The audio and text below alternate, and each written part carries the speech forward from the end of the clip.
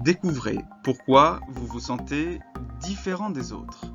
Et même pour certains, découvrez pourquoi vous vous êtes toujours senti différent des autres.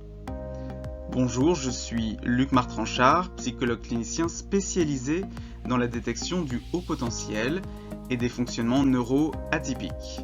Et aujourd'hui, je vais vous dire pourquoi vous vous êtes senti en décalage avec les autres depuis votre enfance.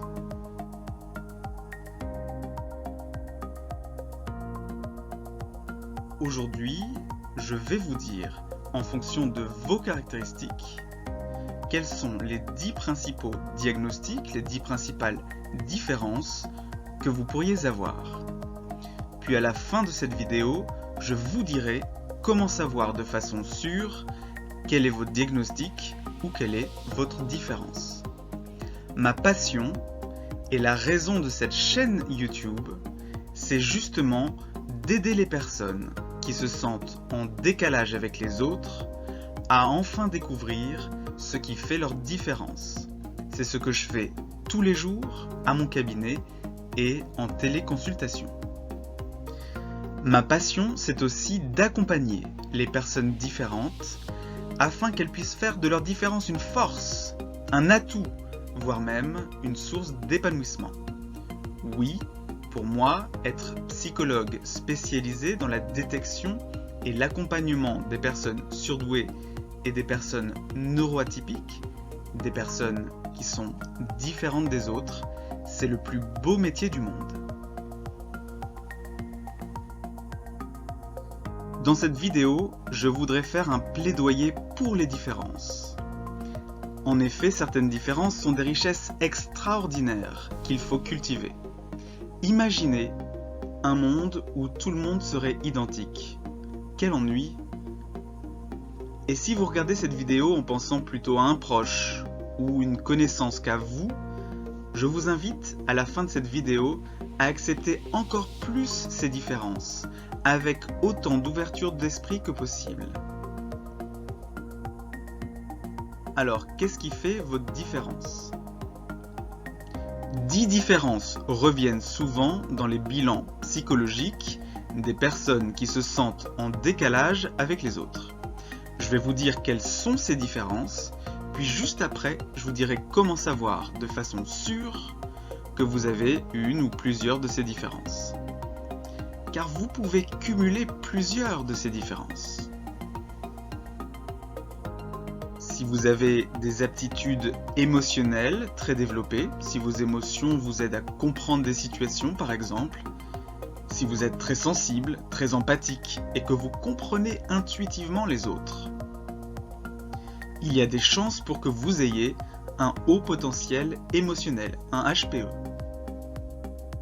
Si vous avez des aptitudes cognitives développées, c'est-à-dire une bonne mémoire, une bonne logique, une capacité à penser vite, si vous êtes très sensible, empathique, perfectionniste et créatif, vous pourriez bien avoir un haut potentiel intellectuel, un HPI. Si vous avez des difficultés dans les interactions sociales, dans la communication sociale, des intérêts restreints et très investis, si vous êtes intolérant à certains changements, si vous avez besoin de routine, si vous avez une forte sensibilité sensorielle, vous avez peut-être un trouble du spectre de l'autisme.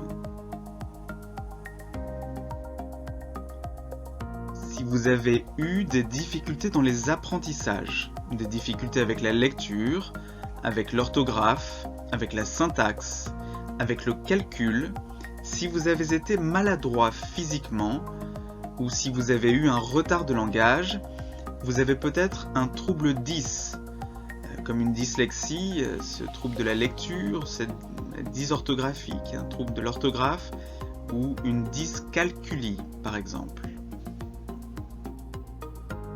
Si vous avez une tendance à être inattentif, impulsif, si c'est difficile pour vous de tenir en place, et si dans le même temps vous êtes créatif, imaginatif, si vous avez une capacité à aborder les problèmes de manière unique, vous pourriez bien avoir un déficit de l'attention hyperactivité, autrement appelé TDAH. Si vous avez des émotions très intenses et variées, et une sensibilité forte au bruit, aux odeurs, au contact sur la peau, aux lumières ou à certains aliments, vous êtes peut-être hypersensible. Si vous avez un foisonnement de pensées, si chaque idée a tendance à créer un ensemble d'autres idées, qui créent à leur tour un ensemble d'autres idées, si votre pensée se déploie un peu comme les branches d'un arbre, vous avez peut-être une pensée en arborescence. Si vous avez une créativité très développée, pas seulement la créativité artistique, mais aussi le fait d'avoir un imaginaire très riche, des idées originales et novatrices, une curiosité surdéveloppée, votre intelligence créative est peut-être très supérieure, dans les 2% les plus élevés, ce que quelques psychologues ont pu appeler haut potentiel créatif. Si vous avez une capacité à utiliser aujourd'hui tout un tas de connaissances et d'expériences passées, si vous avez une culture générale vaste, une mémoire à long terme efficiente, un vocabulaire riche, votre intelligence cristallisée est peut-être très supérieure, ce que certains psychologues considèrent comme une surdouance en secteur. L'intelligence cristallisée est cette capacité à s'appuyer sur des connaissances pour répondre juste à des questions posées aujourd'hui. Si vous avez une capacité à penser et à travailler plus vite que les autres, sans faire d'erreur, si vous avez une capacité à comprendre les choses plus rapidement que les autres, votre vitesse de traitement des tâches est peut-être extrêmement élevée, ce qui est là aussi considéré comme une surdouance en secteur. Alors comment savoir? Comment savoir de façon sûre si vous avez une ou certaines de ces différences?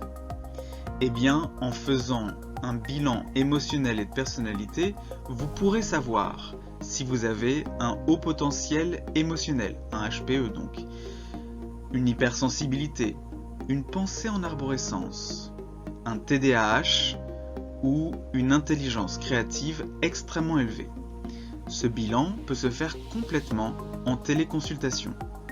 Pour toutes les formes de bilan que j'évoque dans cette vidéo, vous pouvez prendre rendez-vous avec moi. J'ai mis un lien vers mon site dans la description. Pour savoir si vous avez un haut potentiel intellectuel, un HPI, pour savoir si votre intelligence cristallisée est très élevée ou si vous pensez beaucoup plus vite que les autres, un bilan psychométrique est indiqué. Un bilan psychométrique, c'est tout simplement la passation d'un test de QI, la VICE-4 notamment pour les adultes. Cette passation ne peut pas se faire à distance, elle ne peut se faire qu'au cabinet.